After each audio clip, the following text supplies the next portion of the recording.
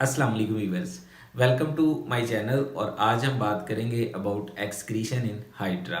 Hydra एक representative animal है excretion के रेफरेंस से।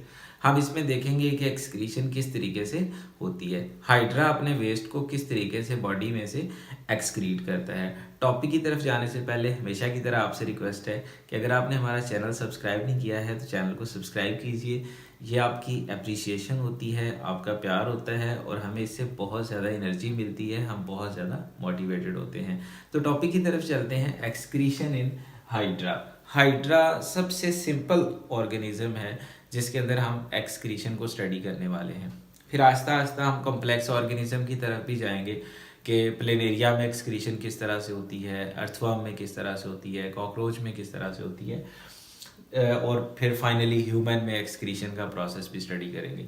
यहाँ में हाइड्रा जो है ये सबसे सिंपल ऑर्गेनाइजेशन वाला, सबसे सिंपल जो सेलुलर ऑर्गेनाइजेशन है वो इसके अंदर होती है।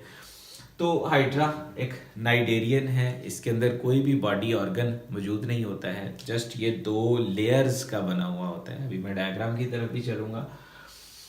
इसमें कोई स्पेशलाइज्ड एक्सक्रीटरी स्ट्रक्चर भी मौजूद नहीं होता है, बिकॉज स्ट्रक्चर तो होते ही नहीं है, कोई भी स्ट्रक्चर नहीं होते हैं।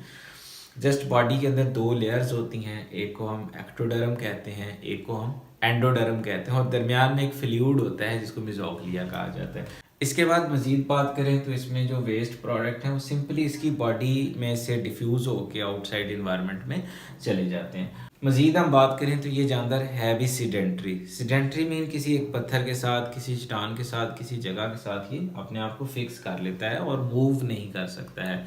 आप दूसरे लफ्ज़ों में ये भी कह सकते हैं कि ये अपॉर्चुनिस्टिक फीडर है।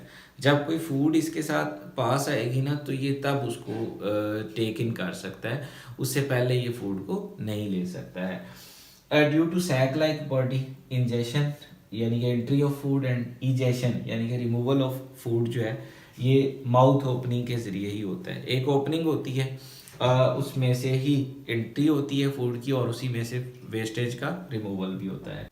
हाइड्रा के अंदर जो डाइजेशन है वो होती है थ्रू गैस्ट्रोवेस्कुलर कैविटी। तो ये सारी चीज़ें जो मैंने बताई हैं वो यहाँ पे आप देख भी सकते हैं। ये इसके नीचे एक फुट बना हुआ है जिसकी मदद से ये किसी भी सरफेस के साथ, किसी भी सबस्ट्रेटम के साथ, ये फ़र्ज़ करें आप कह लें कि सबस्ट्रेटम है, तो किसी भी सबस्ट्रेटम के साथ ये अटैच होता है। ये इसके ऊपर इसकी बॉडी बनी हुई है जिसमें ये मैंने वैसे एक लेयर बनाई है, इसकी डबल लेयर होती है, यहाँ पे हम दो बना लेते हैं। अंदर वाली लेयर को हम इसकी एंडोडर्म कहते हैं और आउटर लेयर जो होती है ये एपिडर्मस होती है। दरमियान में एक फ्लूइड होता है, that fluid is called as mesoglea. I mean third layer नहीं होती है। तो ये जानदार फिर दो लेयर्स होती हैं, तो एक्टो और एंडोडर्म या एपिडर्मस और एंडोडर्मस। तो इस वजह से ये फिर जानदार क्या हुआ, ये डिप्लोब्लास्टिक जानदार है। मीन इसमें दो बॉडी लेयर्स हैं। फिर ये बड बनाता है अपने साथ, और बड जब डी अटैच होती है तो फिर नया हाइड्रा बनता है। ये जो दरमियान में कैविटी है ये इसकी गैस्ट्रोवेस्कुलर कैविटी, यहाँ आके फूड डाइजेस्ट होती है। ये इसका आप दूसरे लफ्ज़ों में कह सकते हैं कि ये इसका स्टमक है, स्टमक के तौर पर ये कैविटी काम करती है।